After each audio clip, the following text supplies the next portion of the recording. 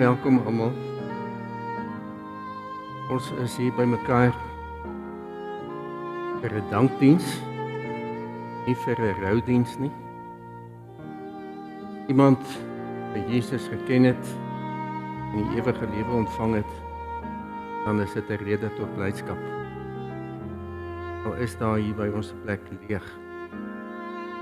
Pieter, Danai, Jana, julle en julle familie, medelee, mag die Here vir julle vertroos en versterk in 'n moeilike tyd wat voor lê. Kom ons begin met 'n gebed. Almagtige God, ons hemelse Vader,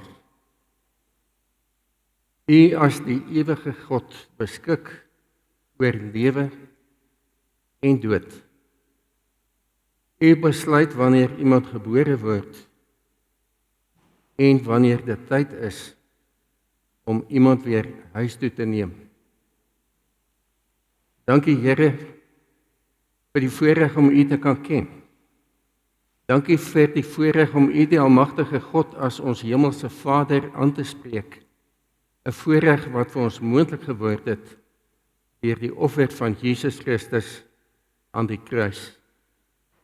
Dankie dat hy betaal het vir ons tekortkominge, vir ons sonde, dat ons skoon gewas kan wees, elkeen wat vir Jesus as verlosser aangeneem het. Ja, skoon gewas met sy bloed, dat U ons vrygespreek het, as U kinders aangeneem het, en dat U ons wil seën. Dankie Here dat U ons God is, wat deur ons lewe met ons gaan, in die mooi dae, maar ook in die moeilike dae, as daar seer en hartseer kom. Dankie dat U op hierdie oomblik ook met ons is. Ons bid dat U in hierdie erediens eer en verheerlik sal word. Dankie Here vir elkeen wat hier is, vir elkeen wat van ver gekom het, dat hulle veilig kon reis.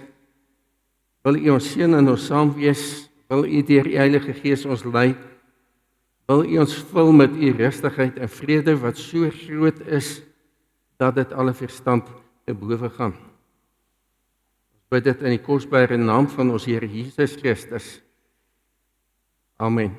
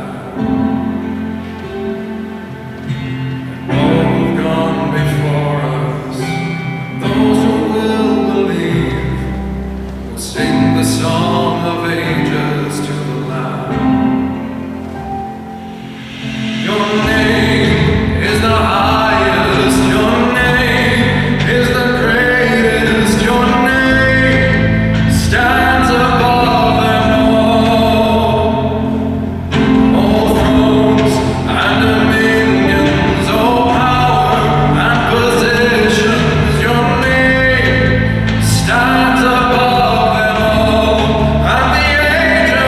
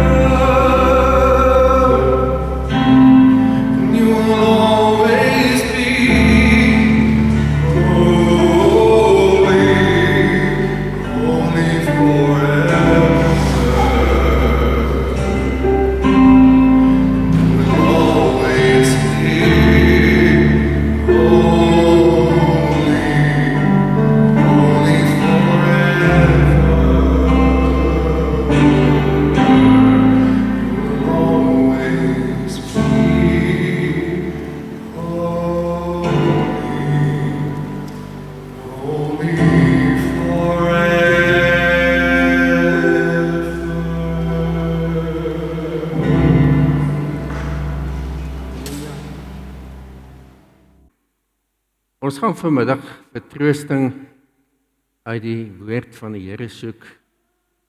Uit Paulus se tweede brief aan die Korintiërs, hoofstuk 4, verse 5 tot 10, en dan lees ek ook vers 14, maar ek gaan 'n bietjie weier oor hierdie gedeelte gesels met u.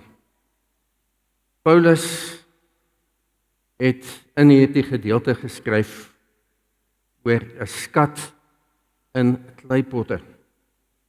En dit is na aanleiding van moeilike omstandighede en terugslae wat gelowiges ervaar het, wat mense kan aftakel en moedeloos maak.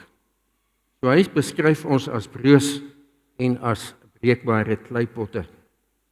Nou, as 'n mens in moeilike omstandighede kom, dan gaan jy vind dat hierdie gedeelte nogal baie sinvol en waardevol is om 'n mens moed te gee. Ons verkondig nie onsself nie, maar Jesus Christus as die Here en onsself as julle dienaars ter wille van Jesus. God wat gesê het, laat daar lig skyn uit die duisternis, het ook in ons harte 'n lig laat skyn om ons te verlig met die kennis van die heerlikheid van God wat van Jesus Christus uitstraal. Ons wat hierdie skat in ons het, is maar kleipotte wat maklik breek. Die krag wat alles oortref, kom dus van God, nie van ons af nie. In alles word ons verdruk, maar ons is nie terneergedruk nie. Ons is oor raad verleë, maar nie radeloos nie. Ons word vervolg, maar nie deur God verlaat nie. Op die grond neergegooi, maar nie vernietig nie. Die sterwe van Jesus dra ons altyd saam in ons liggaam, sodat ook die lewe van Jesus sigbaar kan word in ons liggaam. Ons weet immers dat God, wat die Here Jesus uit die dood opgewek het, ons ook saam met Jesus sal opwek en ons saam met julle voor sy troon sal stel. Gelukkig is elkeen wat God se woord hoor en dit deel maak van jou lewe. Ek wil vanmiddag, na aanleiding van die wyeer konteks van hierdie gedeelte met u gesels. U weet dat as 'n mens na die Bybel in die oorspronklike tale kyk, Hebreëus en die Grieks, dan is daar 'n besondere taalgebruik, baie kompak, waar dan met baie min woorde vreeslik baie gesê word. Die Bybel is besonder ryk aan betekenis. Nou Paulus het hierdie brief geskryf aan die gemeente in Korinthe. Dit was die hoofstad van die Romeinse provinsie Achaia en dit is in die suidekant van Griekeland gewees, nie baie ver van Athene nie. Nou Korinthe was 'n groot en bekende handelsstad wat bekendheid verwerf het met sy kultuurskatte, met baie afgode tempels en dan ook baie heidense godsdienste. En daar het 'n toestand van algemene onsedelikheid gelewe onder daardie mense in die samelewing.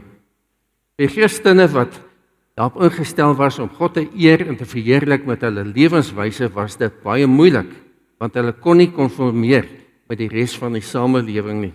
Hulle moes uitstaan om vir God te kan eer. En die jong Christene, want dit was 'n jong gemeente, het in moeilike omstandighede elke slag na mense soos Paulus gegaan om te sê, hoe moet ons hier maak, ons het wysheid nodig, ons het leiding nodig, kan jy vir ons advies gee?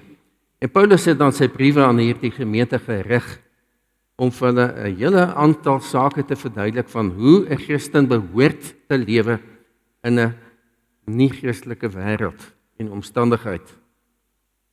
2 Korintiërs 4 is dus geskrywe teen die agtergrond van moeilike omstandighede waar binne gelowiges hulle self bevind het.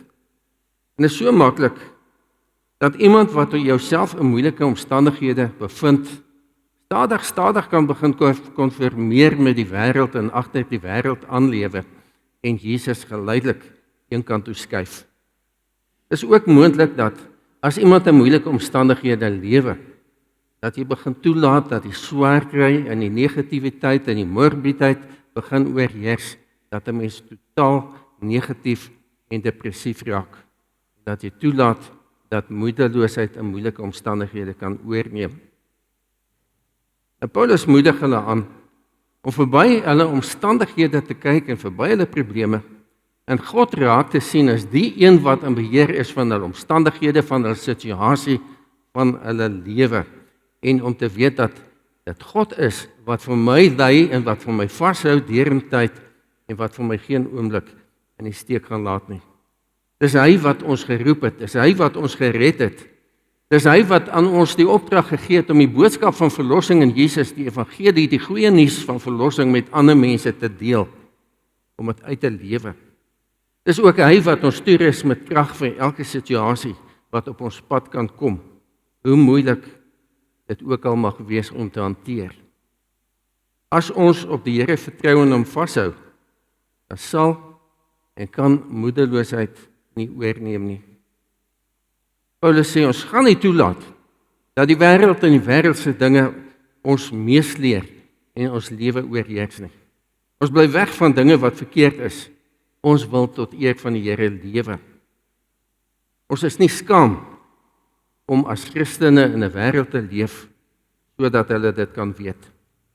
Ons gaan nie met bedrog te werk nie en ons vervals nie die woord van God nie. Inteendeel, ons maak die waarheid openlik bekend. Dit beteken dat ons nie van probleme gaan wegduins nie, maar dat ons dit sal aanspreek. En dit beteken dat ons nie oral en altyd populêr en gewild gaan wees nie. Min mense hou daarvan om op hulle foute en probleme gewys te word.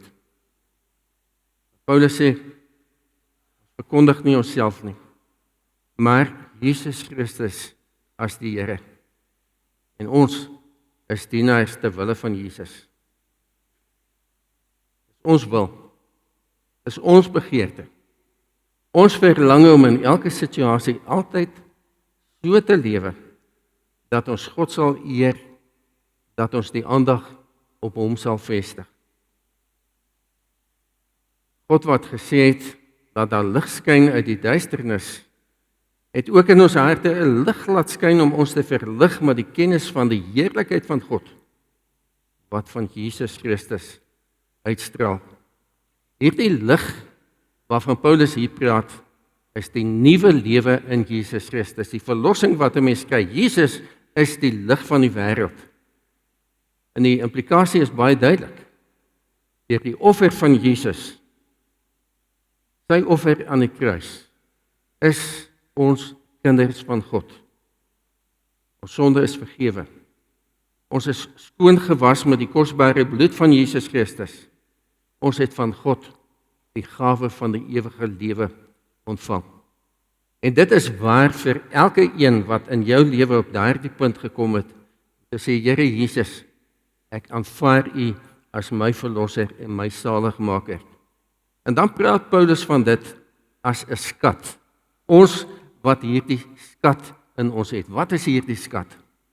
Dis die gawe van kind wees van God, die gawe van vergifnis, die gawe van die ewige lewe wat God vir ons gegee het. Iets van onskatbare waarde, want geen geld kan dit koop nie, geen opoffering of goeie dade kan dit vir jou bekom of vir dit verdien nie. God gee hierdie skat uit genade aan ons, omdat Jesus Christus die losprys vir ons aan die kruis betaal het. En Paulus gaan dan voort om te verduidelik. Hy sê ons wat hierdie skat het, is maar kleipotte wat maklik breek. Met ander woorde, ons as mense is nietig, ons is broos, ons is breekbaar, en as ons stampe en stote kry, dan kan dit vir ons te veel wees. Ons besef dit maar telke male te midde van krisisse, te midde van siekte en dood, dat ons is nie in beheer van alles nie.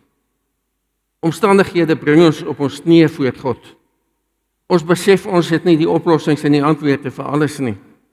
Ons besef ons eie nietigheid en ons eie afhanklikheid van God. En dan sê Paulus, die krag wat alles oortref kom dus van God, nie van ons af nie. God het die oplossings en die antwoorde. Dis God wat in sy genade vir ons vashou en vir ons sterk maak. En daarom sal ons nie toelaat dat moedeloosheid oorneem nie. Hy sê verdrukking maak ons nie te neergedruk nie. As ons probleme hanteer waarvoor ons nie antwoorde en oplossings het nie, word ons nie radeloos nie. Radeloos beteken ek weet nie na watter kant toe nie. Ons weet om ons uitkoms by die Here te gaan soek. As daar vervolginge is God met ons. As die lewe ons plat slaan, dan vernietig dit ons nie. Ons kyk op na die Here. In moeilike omstandighede, in bly omstandighede. God is by ons, hy hou ons vas. Die sterwe van Jesus dra ons altyd saam in ons liggaam. En ons is sterflik. Maar die sterwe van Jesus beteken ook dat my kind wees van die Here, my Christenskap kan ek nie van my losmaak nie, ek dra dit altyd saam. En op hierdie manier, as ons as gelowiges lewe, dan kan ander mense vir Jesus en my en vir jou raak sien. En is die manier waarop ons lewe, waarop ons omgee, waarop ons met ander omgaan, 'n getuienis vir die wêreld, tot eer van God. Ons wil met ons lewe so lewe, dat ons die aandag op God vestig, sodat hy verheerlik kan word. En Paulus sê, elkeen wat hierdie kennis van Jesus het die ewige lewe. Wanneer ons as gelowiges met die dood van 'n geliefde gekonfronteer word, dan sê die Bybel vir ons, die dood is nie die einde van alles nie. Inteendeel, dis 'n nuwe begin. Dis die oorgang van die tydelike na die ewige. Dis vir gelowige kind van God die begin van 'n hemelse lewe in die teenwoordigheid van God. Ons moet nie sê iemand is weg nie. Ons kan amper sê iemand het verhuis. Gerda is by die Here. En ons leef in die hoop, in die verwagting, in die afwagting dat God ons eendag sal opwek, dat ons saam voor sy troon sal staan en dat ons mekaar weer kan sien. Want dit is baie duidelik dat ons mekaar eendag weer gaan herken. Dit gee ons moed, dit gee ons hoop, dit gee ons krag. Die dood is nie die einde nie. Ek wil verder lees uit die gedeelte van 2 Korintiërs wat ons nie net nou gelees het nie. Om hierdie rede word ons nie moedeloos nie. Al is ons uiterlik besig om te vergaan, al takel die lewe ons af, innerlik word ons van dag tot dag vernuwe. Ons swaar kry in hierdie lewe is maar gering en dit gaan verby. Maar dit loop vir ons uit op 'n heerlikheid wat alles verreweg oortref en wat ewig bly. God is op pad met ons na die ewige, waar iemand wat in Jesus gesterf het vir ewig saam met God kan wees. 'n Heerlikheid wat alles verreweg oortref, wat ons met almal moet deel. So terwyl ons hier is, sê Paulus, ja, ons kyk vas teen probleme. Ons kyk vas teen terugslag, ons kyk vas teen die dood, ons kyk vas teen ons verliese. En ons is gebroken en ons is hartseer. Ons moet ook verby dit heen kyk na God. Ons oog is nie op die sigbare dinge gerig nie, maar op die onsigbare. Want die sigbare dinge is tydelik, maar die onsigbare is ewig. En omdat God die een is wat in beheer is, wat ons vashou, wat ons lei, wat ons seën, het ons moed vir die toekoms. Ons weet dat wanneer ons aardse woning wat maar 'n tent is afgebreek word, ons 'n vaste gebou in die hemel het. Dis 'n woning wat nie deur mense gemaak is nie, maar deur God, en dit bly vir ewig staan. Toe Jesus op die punt kom om van sy disippels afskeid te neem net voor die kruisiging, Daardie donderdag aand, toe hy die nagmaal ingestel het, toe troos hy vir hulle met hierdie woorde: Julle moet nie ontsteld wees nie. Glo in God, glo ook in my. In die huis van my Vader is daar baie woonplek. As dit nie so was nie, sou ek nie gesê het vir julle gesê het dat ek gaan om vir julle plek gereed te maak nie. En as ek gegaan het en vir julle plek gereed gemaak het, dan kom ek terug. Dan sal ek julle na my toe neem, sodat julle ook kan wees waar ek is. Jesus het besluit dat dit tyd is om Gerda op 15 Februarie 2026 te kom haal om by hom te kan wees. Ons protesteer nie daarteen nie, maar met blydskap en dankbaarheid vir die liefde en genade en seëninge van die Here wil ons dankie sê. Die jare wat die Here vir haar gespaar het, wat hy vir haar saam met haar geliefdes geseën het. So ons het nie vandag hier by mekaar gekom met die doel om te rou nie. Ons is bly, want sy is in die teenwoordigheid van Jesus. Ons moet altyd opkyk na die wins van die een wat in Jesus weg is, om by hom te wees vir altyd, en nie net vaskyk in ons eie groot verlies, wat so onmeetlik groot is nie. Ons is dankbaar vir wat Gerda beteken het, wat sy gedoen het, vir die voorbeeld wat sy vir elkeen gestel het. Ek reg onthou het Pieter in die weermag al ontmoet, waar haar ma 'n suster was, en Gerda het by haar ma gaan kuier. Ek reg my Pieter. Daar's ek. En die tweeetjies het vir mekaar oogies begin maak, maar na skool het Gerda besluit om vir 'n tyd in Europa te gaan au pair in België, en een van die familie daar, het ek verstaan, gaan vandag ook hier wees. Is jy hierso? Ja, sê. Baie welkom. En vreeslik dankie vir jou opoffering om al die pad van België hierheen te kom. Gerda het 'n tyd daar gewerk en daarna het sy teruggekom. En Pieter het aan ons voorgestel en ek was beïndruk geweest om hierdie jong meisie se selfstandigheid en selfvertroue te sien wat sy geleer het daar aan die ander kant van die water. Sy was 'n jong dame wat geweldig baie selfvertroue gehad het en sy het 'n positiewe indruk op ons gemaak. Die verhouding tussen Pieter en Gerda het geblom en op 'n dag toe kom sien hulle my en vra of ek kan sou sien om hulle in die huwelik te bevestig. Dit het op 16 Mei 1998 plaasgevind hier in Pretoria, 28 jaar gelede. Skriflesing was uit 1 Johannes 3 vers 19 tot 24. Die gedeelte het gehandel oor liefde, wat meer as 'n woord is, dis 'n daad wat uitgeleef moet word in alle omstandighede. En natuurlik as ons in 'n huwelik gaan, dan besef ons, dit gaan nie altyd maklik wees nie. Besluit om in 'n huweliksverhouding te gaan is nie 'n besluit wat 'n mens ligtelik neem nie. Ja, daar's 'n gesegde wat hulle sê, ons trou vir botter en wors. En dis 'n direkte oorname van die Engels for better and for worse. Wanneer ons onsself in die huwelik aan mekaar verbind, is dit om vir mekaar onvoorwaardelik ten volle lief te hê, om mekaar te dra, om mekaar te ondersteun in goeie tye en ook in moeilike omstandighede, totdat die dood ons skei.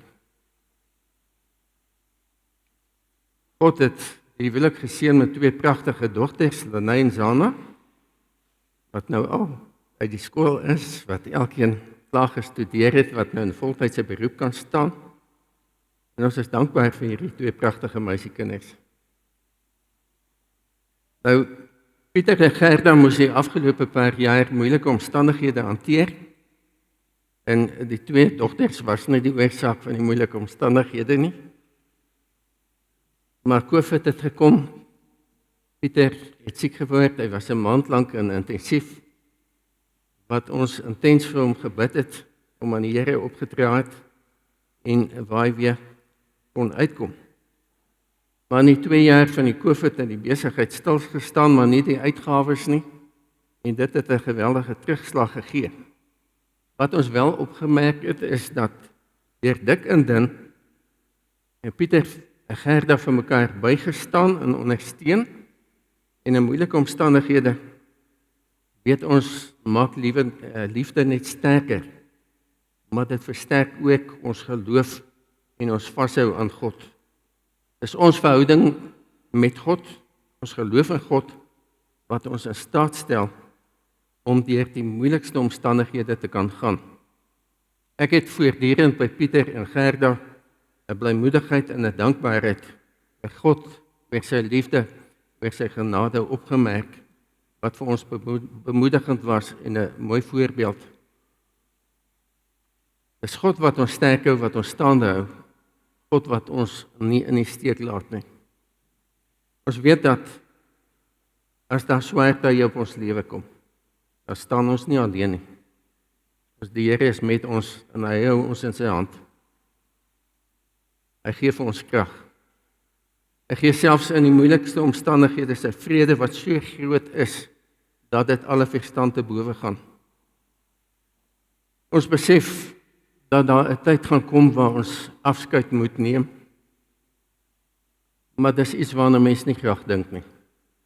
Ek dink jy het nog baie tyd. Jy besef nie hoe min dit partykeer is nie. Dis iets vir eendag, maar daardie eendag het aangebreek, vinniger as wat ons gedink of verwag het. Gerda is 'n paar maande gelede met kanker gediagnoseer en daarna dinge baie vinnig geloop. Haar liggaam kon nie die kankerbehandeling hanteer nie. En Sondag 15 Februarie Jesus besluit, dis tyd om haar huis toe te neem. Vir ons wat agterbly, is dit moeilik om afskeid te neem. Maar die Bybel sê vir ons in die hemel is daar blydskap vir elkeen wat huis toe kom. So ons moenie vaskyk in ons verlies nie. Ons moet kyk na Gerda se wins om met Jesus te kan wees, sonder pyn, sonder lyding, sonder swaar kry, met volle blydskap. Gerda het 'n diep verhouding met God gehad. Sy het met hierdie gesindheid gelewe. Sy het 'n voorbeeld vir mense gestel.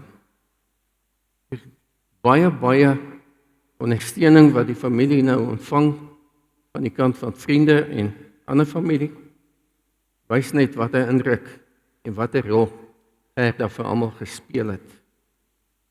En daarom sien ek 'n geleentheid soos hierdie nie as 'n roudiens nie, maar as 'n dankie sê diens vir die Here, sy liefde en genade en seëninge oor en deur ons lewe. Alle eer aan God, ons hemelse Vader, aan Jesus Christus, ons Here, en die Heilige Gees, wie ons lei en met krag en vrede vind. Ons wil sê, ons is nie self om ons self te bevorder nie, ons verkondig nie onsself nie, maar Jesus Christus as die Here. Ek glo dit is wat Gerda met haar lewe wou doen, en wat Pieter ook wil hê, ons vandag moet doen. Ek gaan vir u nou 'n lied speel, wat ons net so sit en luister.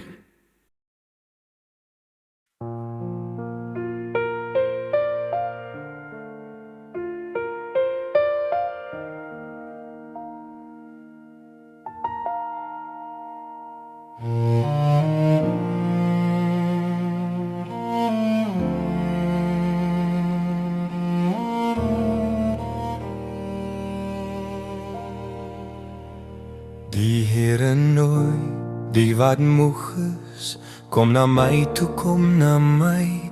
Ek gee as jy sug of as jy huil, kan jy by my kom skuil. As pyn jou breek of verlang se dolke deur jou steek, bring jou hede. My kind, ek gee vrede. Nou is daar verdriet. Vertrou my dat my wil geskied. Ek red lewe.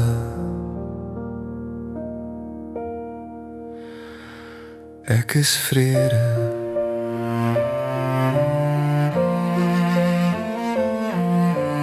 Vrede ver bo jou verstaan, wanneer jy deur my poorte gaan, selfs jou trane sal verdwyn, as my liefde op jou skyn, en weersiens is nuwe lag, vir die wat op die Here wag. Ek gee troos, ek bring hoop. In die nuwe dag wag my lewenskrag, terwyl jy nog op aarde bly, kan jy Gods vrede kry, sal jy Satan kan weerstaan, gewapen om na God te gaan. Kom geliefde, kom my kind, by my sal jy vrede vind. Gerda was gered, en liefde het sy geweet en het sy verstaan. Dis tyd om na haar vader te gaan. Ek het saggies genooi, sy het haar arms oopgegooi. Gerda se lip was in gebed op my gerig. Nou wag ons vir jou, my kind, wees gereed, ek kom gou. Ek gee troos, ek bring hoop, in my is ewig lewe. Maak het ook jou strewe, jou hart se groot begeer, om my te volg as jou Heer. Kom na my toe, kom, ek is vrede, ek is rus, ek vergewe, o, ek gee lewe. Kom my kind, bring jou seer as jy bid, dat jy dit by my voete sit. Kom kry liefde, lewe, ek is Jesus Christus, jou Here.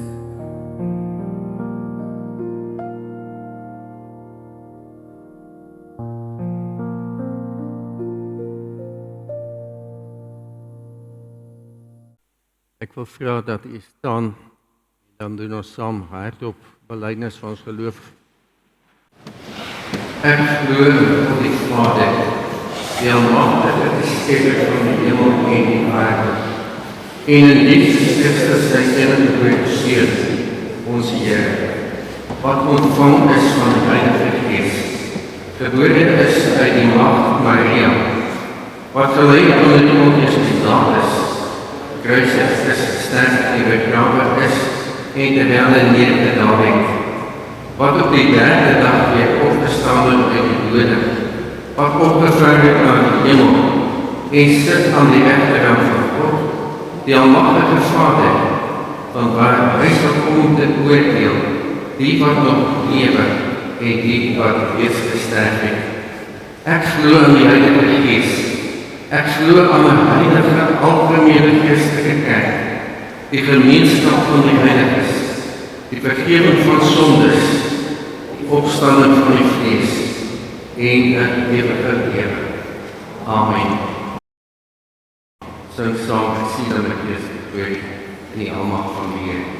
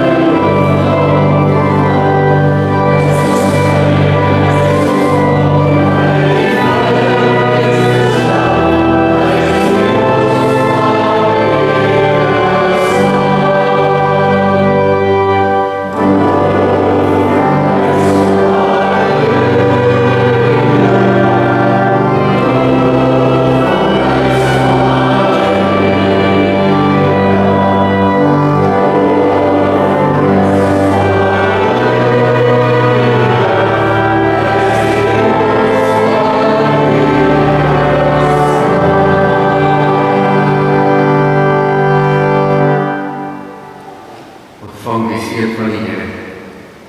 Geliefdes, ons Here Jesus Christus, die Here sal julle seën en julle beskerm. Die Here sal tot julle redding verskyn en julle genadig wees. Die Here sal julle gebede verhoor en aan julle vrede gee. Amen.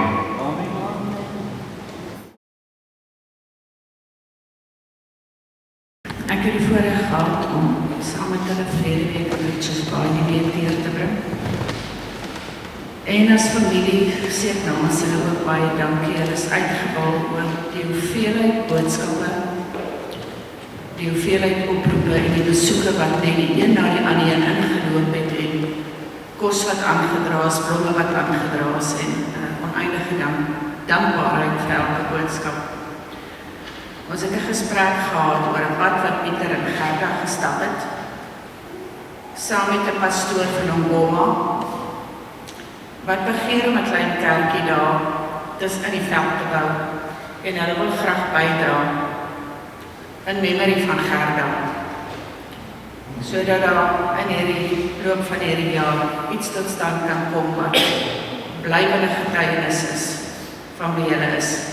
So enigeen wat 'n bydrae wil lewer, dit sal baie dankbaar ontvang word. En dan gaan ons ook 'n boek omstuur en ons het stickertjies wat ons vra asseblief elke persoon, al wil jy net jou naam opskryf, maar dit word in die boek geplak as 'n onthou van wie teenwoordig was vandag. En nie 'n hartseer boodskap nie, ietsie mooi wat jy onthou of 'n bemoediging wat jy wil gee. So ons sal nou met die boek omgee en dan sê ons dankie vir julle elkeen.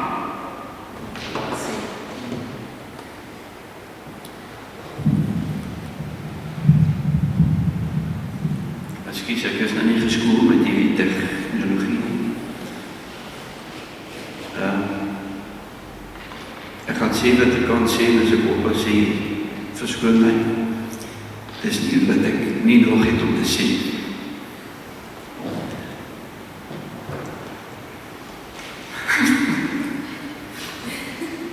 Dankie sê vir my twee dochters. My prachtige dochters, my Gerritse dochters. Hulle is vir my hulle. Hulle ondersteun vir my geweldig. En my wens is dat ek vir hulle kan doen wat hulle vir my doen.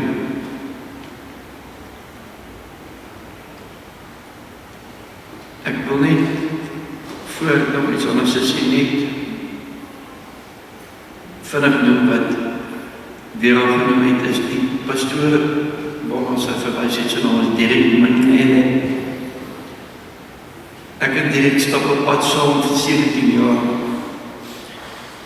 wat hy in sy realiteit op woensdagoggend by ons besigheid aangekom het en vir 15 minute met die personeel gepraat het. En dit het vir ons 'n verskil gemaak en daardeur het ons aan God die erkenning gegee dat dit sy besigheid is. Gerda was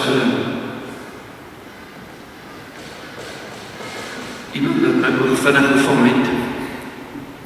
Ek het normaal saamgewerk en 'n deel van my storie gevat. Maar gaan dit net vinnig maak, ek wil nie loop praat, terwyl het kom met dit maak. Ek het in die tweede helfte van my diensplig het ek is uitgeplaas aan Here in Bloemfontein. En my kantoor was skuinspoorkant die kantoor van haar ma wat ook daar gewerk het. En hofies weet dit, want hy was ook daar.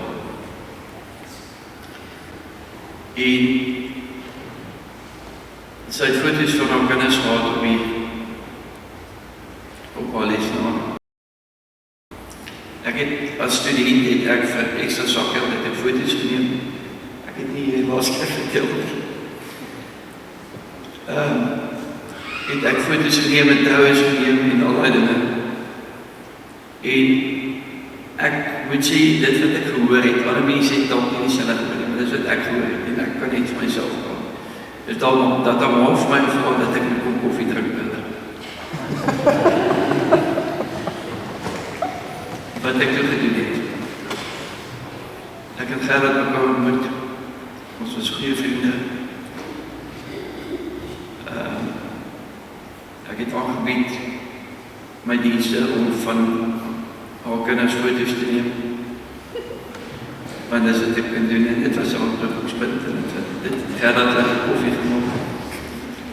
Ons het mekaar lang geken, ons het mekaar langer as 11 jaar geken voordat ons eintlik 'n verhouding gehad het. Want daai 11 jaar het ons 'n baie goeie vriendskap gehad. Ons het saam met plekke toe gegaan, ons het dinge saam gedoen. Gerard gaan studeer na universiteit, na skool. Sy het geleer na universiteit toe. En sy het 'n begeerte gehad van lankal af om AP-werk te gaan doen. En so het sy in België opgeland. Eers vir baie kort tyd in een gesin en toe geskuif na 'n ander gesin waar sy langer gebly het. Jeroen is ek 2,5 jaar, maar jy is te klein om te onthou. Yes, ek is jammer vir 4 jaar was sy deel van daai familie. Jeroen was baie klein.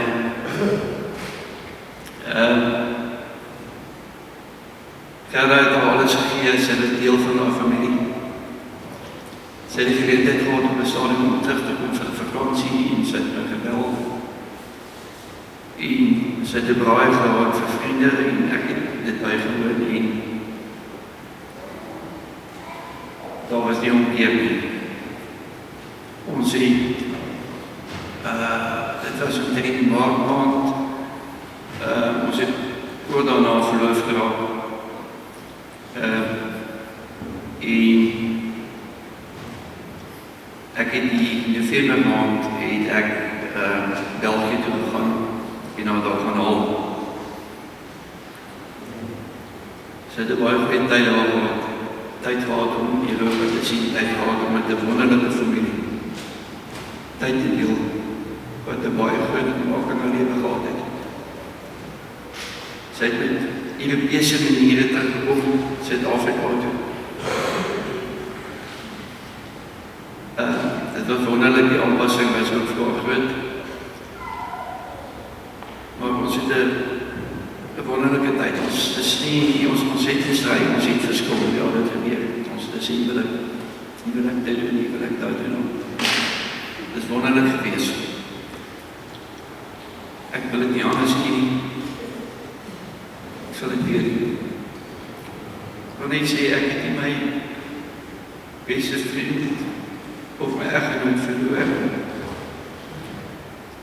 Dit was net 'n early departure, wat Gerard wou net laat wees. Sy het waar sy moet wees, waar sy wou wees, waar sy gekies het om te wees. Ek is dankbaar oor, ek is dankbaar vir die geleentheid dat ek op die einde kon sien. En ek is dankbaar vir my kinders. Ek is dankbaar vir julle elkeen. En ook vir die vriende wat ons het in Richards Bay, wat ook daar die diens bygewoon het, die mense wat online dit bygewoon het. Ons het 'n baie wonderlike ondersteuning gehad. En ons bedank julle uit ons hart. En dit is nie die einde van die pad nie. Maar wat ek vir wil sê is, ons moet reg wees. Ons moet gereed wees. Ons tyd is min. En dit is nie vir ons om te weet wanneer dit ons einde is. Dit is wat ek graag vir julle wil sê. En ek nooi julle hartlik, kom ons gaan drink 'n lekker koffie en ons gesels lekker. Druk hande, ons hou mekaar vas, ons huil saam. Elke ding. Julle is deel van ons. Baie dankie. En